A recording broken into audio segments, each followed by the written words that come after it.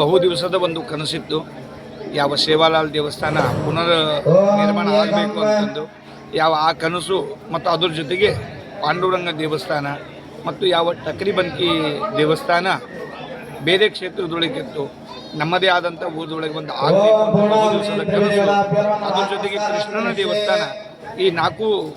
ಮತ್ತು ರಾಮನ ಪ್ರಭುವಿನ ಮೂರ್ತಿ ಮತ್ತು ವಿಘ್ನೇಶ್ವರ ಗಣಪತಿ ಮೂರ್ತಿ ಒಟ್ಟು 11 ಮೂರ್ತಿಯನ್ನು ಯಾವ ಆನೇಕಲ್ ತಾಂಡ ಗ್ರಾಮದೊಳಗೆ ನಿನ್ನೆ ದಿವಸ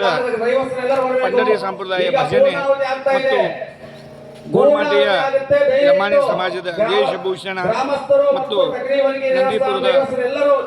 ಮಹಾ ಸ್ವಾಮೀಜಿಯವರು ಸಂತ ಮಹಾತ್ಮರು ತಾಳ ಮೃದಂಗ ಸಮೇತವಾಗಿ ಬಹು ವಿಜೃಂಭಣೆಯಿಂದ ಮೆರವಣಿಗೆ ಮುಖಾಂತರ ಆಗಮಿಸಿ ಮತ್ತು ರಾತ್ರಿ ಜಲವಾಸ ಕಾರ್ಯಕ್ರಮ,